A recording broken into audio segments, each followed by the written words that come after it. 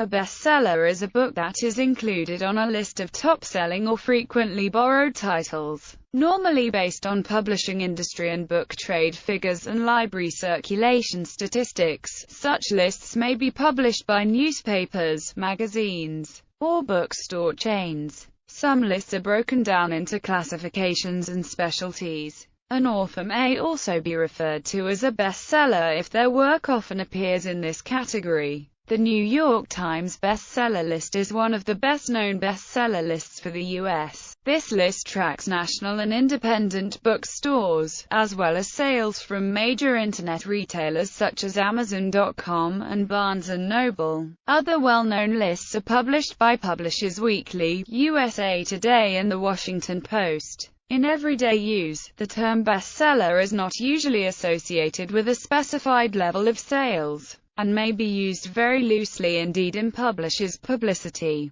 Books of superior academic value or literary merit tend not to be bestsellers, although there are exceptions. Lists simply give the highest-selling titles in the category over the stated period. Some books have sold many more copies than current bestsellers, but over a long period of time. Blockbusters for films and chart toppers in recorded music are similar terms, although, in film and music, these measures generally are related to industry sales figures for attendance, requests, broadcast plays, or units sold. Particularly in the case of novels, a large budget and a chain of literary agents, editors, publishers, reviewers, retailers, librarians, and marketing efforts are involved in making bestsellers, that is, trying to increase sales. Steinberg defined a bestseller as a book for which demand, within a short time of that book's initial publication, vastly exceeds what is then considered to be big sales. Early bestsellers. The term bestseller is first known to have been recorded in print in 1889 in the Kansas City, Missouri, newspaper The Kansas Times and Star. But the phenomenon of immediate popularity goes back to the early days of mass production of printed books. Since effective copyright was slow to take hold, many editions were pirated well into the period of the Enlightenment, and without effective royalty systems in place, authors often saw little, if any, of the revenues for their popular works. The earliest highly popular books were nearly all religious, but the Bible, as a large book, remained expensive until the 19th century. This tended to keep the numbers printed and sold low. Unlike today, it was important for a book to be short to be a bestseller, or it would be too expensive to reach a large audience. Very short works such as Ars Moriendi, the Biblia Pauperum, and versions of the Apocalypse were published as cheap block books in large numbers of different editions in several languages in the 15th century. These were probably affordable items for most of the minority of literate members of the population. In 16th and 17th century England, Pilgrim's Progress and abridged versions of Fox's Book of Martyrs were the most broadly read books. Robinson Crusoe and the Adventures of Roderick Random were early 18th century short novels with very large publication numbers, as well as gaining international success. Tristram Shandy, a novel by Lawrence Sterne, became a cult object in England and throughout Europe, with important cultural consequences among those who could afford to purchase books during the era of its publication. The same could be said of the works of Voltaire, particularly his comedic and philosophically satirical novel Candide, which, according to recent research, sold more than 20,000 copies in its first month alone in 1759. Likewise, fellow French Enlightenment author Rousseau, especially his Julie, Our Nouvelle Eloise of Johann Wolfgang von Goethe's novel, Die Leiden des Jungen Werther. As with some modern bestsellers, Werther spawned what today would be called a spin-off industry with items such as Werther eau de cologne and porcelain puppets depicting the main characters, being sold in large numbers. By the time of Byron and Sir Walter Scott, effective copyright laws existed, at least in England, and many authors depended heavily on their income from their large royalties. America remained a zone of piracy until the mid-19th century, a fact of which Charles Dickens and Mark Twain bitterly complained. By the middle of the 19th century, a situation akin to modern publication had emerged, where most bestsellers were written for a popular taste and are now almost entirely forgotten, with odd exceptions such as East Lynne, the wildly popular Uncle Tom's Cabin, and Sherlock Holmes. Description and types of bestseller. Bestsellers are usually separated into fiction and non-fiction categories. Different list compilers have created a number of other subcategories. The New York Times was reported to have started its children's books section in 2001 just to move the Harry Potter books out of the No. 1, 2, and 3 positions on their fiction chart, which the then 3-book series had monopolized for over a year. Bestsellers also may be ranked separately for hardcover and paperback editions. Typically, a hardcover edition appears first, followed in months or years by the much less expensive paperback version. Hardcover bestseller status may hasten the paperback release of the same, or slow the release, if hardcover sales are brisk enough. Some lists even have a third category, trade paperback bestsellers. In the United Kingdom, a hardcover book could be considered a bestseller, with sales ranging from 4,000 to 25,000 copies per week, and in Canada, the rule of thumb is 5,000 copies sold. There are many bestseller lists that display anywhere from 10 to 150 titles. Differences among lists. Bestseller lists may vary widely, depending on the method used for calculating sales. The indie bestseller lists, for example, use only sales numbers, provided by independently owned bookstores, while the New York Times list includes both wholesale and retail sales from a variety of sources. A book that sells well in gift shops and grocery stores may hit a New York Times list without ever appearing on an indie list. USA Today has only one list, not hardcover, paperback, so that relative sales among these categories can be ascertained. Lists from Amazon.com, the dominant online book retailer, are based only on sales from their own website, and are updated on an hourly basis. Wholesale sales figures are not factored into Amazon's calculations. Numerous websites offer advice for authors about a temporary method to boost the book higher on Amazon's list using carefully timed buying campaigns that take advantage of the frequent adjustments to rankings. For example, faith-healing author Zhigang Shah has used this method to create a number of #1 bestsellers.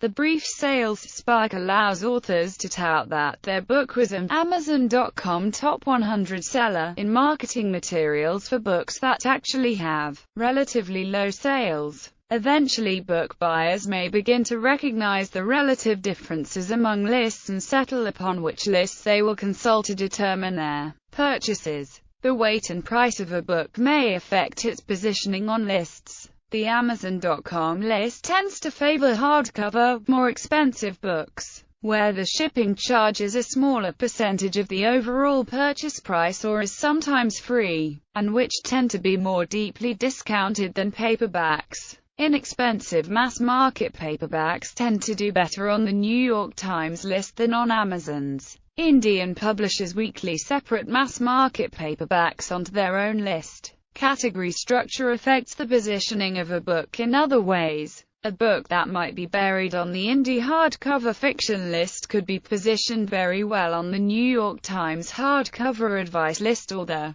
publisher's weekly religion hardcover list. Verifiability. Bestseller reports from companies such as Amazon.com, which appear to be based strictly on auditable sales to the public, may be at odds with bestseller lists compiled from more casual data, such as the New York Times list survey of retailers and publishers. The exact method for ranking the New York Times bestseller lists is a closely guarded secret.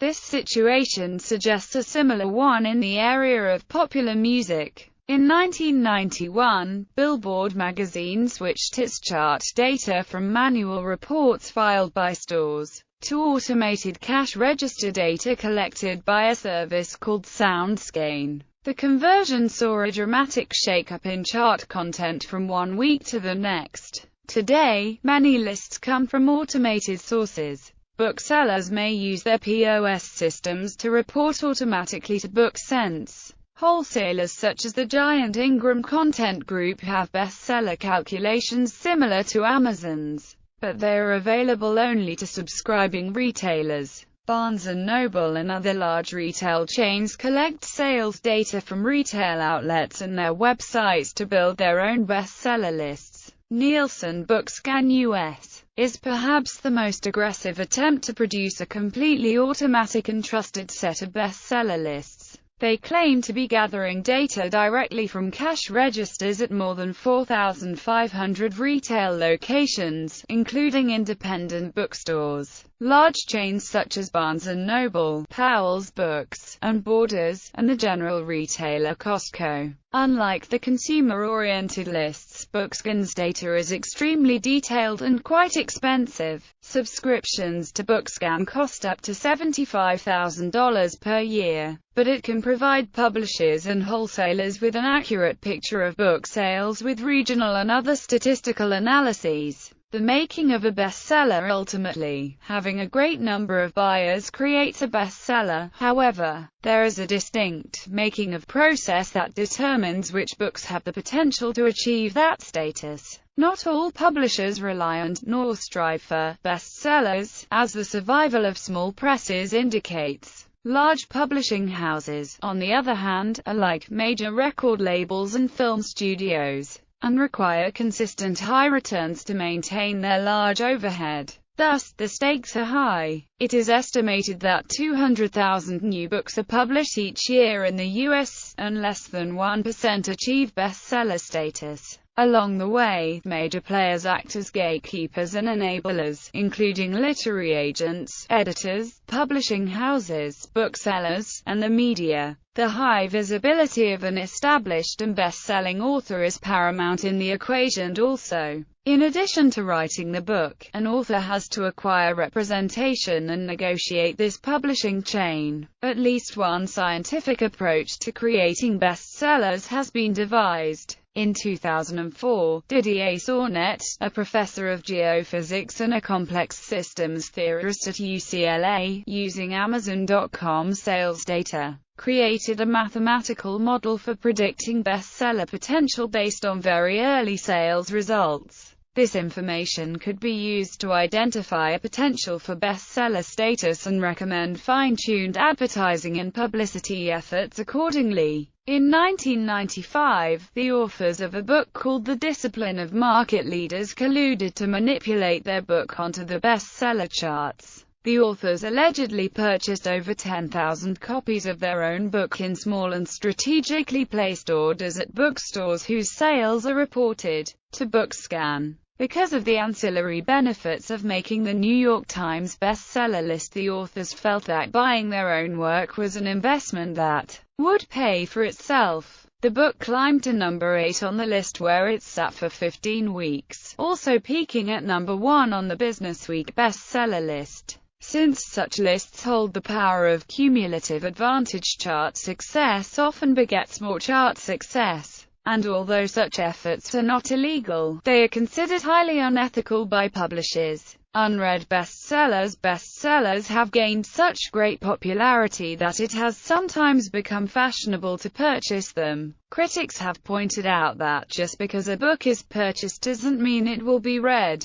The rising length of bestsellers may mean that more of them are simply becoming bookshelf decor. In 1985, members of the staff of the New Republic placed coupons redeemable for $5 cash inside 70 books that were selling well, and none of them were sent in. Major publishers. In April 2013, Penguin Random House was created to become the world's largest publisher. The two major shareholders are Bertelsmann and Penguin Group, owned by Pearson plc. Other major publishers include Thomson Reuters, Reed Elsevier, Wolters Kluwer, Hachette, McGraw-Hill Financial, John Wiley & Sons, Houghton Mifflin Harcourt, HarperCollins, Simon & Schuster, Macmillan Publishers, and Harlequin Enterprises. Cultural role. While the basic dictionary definition of bestseller is self-evident, a popular, top-selling book, the practical cultural definition is somewhat more complex, as consumer bestseller lists generally do not detail specific criteria, such as numbers sold, sales period, sales region, and so forth. A book becomes a bestseller mainly because an authoritative source says it is. Calling a book a top-selling title is not so impressive as calling it the New York Times bestseller. Although the former phrase is assumed to be derived from sales figures, the latter benefits from the high profile of the particular list. A book that is identified as a bestseller greatly improves its chance of selling to a much wider audience. In this way, bestseller has taken on its own popular meaning, rather independent of empirical data, by becoming a compromised product category and, in effect, attempting to create a marketing image. For example, a summer bestseller is usually determined long before the summer is over, and signals a book's suitability for millions of lounging poolside readers. The use of the marketing phrase, underground bestseller, further illustrates the independent from sales, self-defining aspect of the term. For example, publisher HarperCollins suggested the bestseller potential of Divine Secrets of the Ya-Ya Sisterhood, a novel, by announcing, 4 years after her award-winning, underground bestseller, Little Altars Everywhere, in the promotion. The book went on to achieve bestseller status in the 1990s. In reviews of the 2002 film of the same name, the novel's bestseller status was cited routinely, as in, compelling adaptation of Rebecca Wells' bestseller. The famous Diogenes publisher at Zurich started to talk about its own worst sellers in 2006. And therewith brought a new mode word into the German-speaking European countries. Connection with the movie industry. Bestsellers play a significant role in the mainstream movie industry. There is a long-standing Hollywood practice of turning fiction bestsellers into feature films. Many, if not the majority, of modern movie classics began as bestsellers. On the publisher's weekly fiction bestsellers of the year charts, we find number 1, Harry Potter and the Order of the Phoenix, number 3, Jaws, number 2, The Exorcist, number 1, Love Story, number 2, The Godfather, among many others. Several of each year's fiction bestsellers ultimately are made into high-profile movies. Being a bestseller novel in the U.S. during the last 40 years has guaranteed consideration for a big-budget, wide-release movie.